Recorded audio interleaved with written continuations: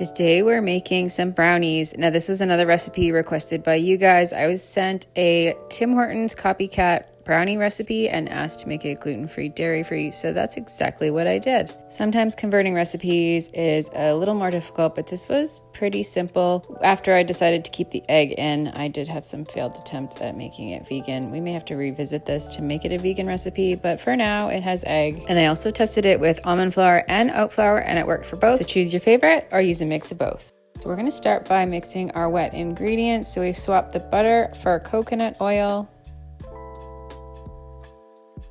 We've got 1 egg. Then instead of 1 cup of sugar, I did half and half allulose and coconut sugar. But feel free to use whatever granulated sweetener that you like best. And then we're gonna give this a mix. I should have added the vanilla here. You'll see me add it later at the end, but it should go in here. The sugars will start to dissolve in the egg and it will get nice and smooth. And then this is where we add our dry ingredients. So we've got cocoa powder, some salt, and then I'm using almond flour here to keep it lower carb. And then you can choose from walnuts or chocolate chips. Chocolate chips is the more traditional Tim Hortons way to make it a double chocolate brownie, but I like adding the extra crunch and the extra healthy fats by using walnuts. Then just give it a mix, and after it comes together, we're going to pour it into a prepared pan.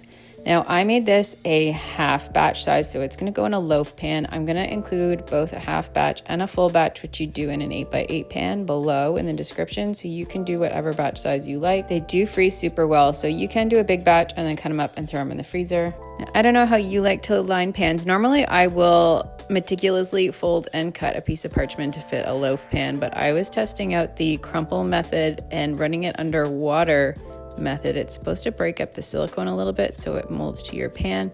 I do get a little frustrated later when I'm pouring it in, so let me know what you do. I think I'll go back to my folding and cutting and clipping method as it ends up with straighter edges to your baked goods. So get it all in there, scrape your bowl, and then we're gonna smooth it out in your pan. And then we're gonna pop this in the oven at 350 for about 20 to 25 minutes. If you like them more gooey and fudgy, you can pull them at the lower end. And if you like them more well-baked, you can do it for 25 minutes.